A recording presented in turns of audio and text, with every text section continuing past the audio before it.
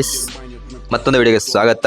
ಇವತ್ತು ಬಂದು KTM adventure 390 launch ಆಗ್ತಿದೆ ಇಂಡಿಯಾದಲ್ಲಿ. ಇದರಲ್ಲಿ ನ್ಯೂ ಚಾಸಿಸ್, ಇದು ಬಂದು ರ್ಯಾಲಿ, ಡಕರ್ ರ್ಯಾಲಿ ಮಾಡೋಂಥ ಇದು ಗಾಡಿ, ಅಂದ್ರೆ ಕಂಪ್ಲೀಟ್ ರ್ಯಾಲಿ. ಇದು ಟೂರರ್ ಬೈಕ್ ಅಲ್ಲ, ಇದು ರ್ಯಾಲಿ ಬೈಕು.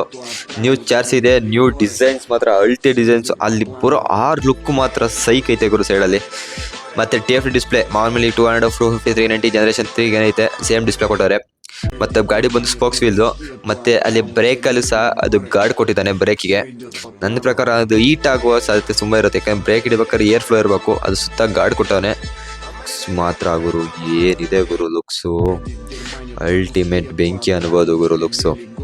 ಪ್ಯಾನೆಲ್ ಬಂದರೆ, ಇನ್ನು ಸೈಡ್ ಪ್ಯಾನೆಲ್ ವಿಚಾರಕ್ಕೆ ಬಂದರೆ ಅಲ್ಟಿ ಆರ್ ಅಂತ ಅಲ್ಲಿ ಹಾಕಿರೋ ಗ್ರಾಫಿಕ್ಸು ಸೈಕ್ ಆಗಿದೆ. ಆರೆಂಜ್ KTM ಅಂದರೆ ಆರೆಂಜ್ ಬಿಟ್ಕೊಡಂಗೆ ಇಲ್ಲ KTM ಅವರು, ಸೈಕ್ ಲುಕ್ಸು.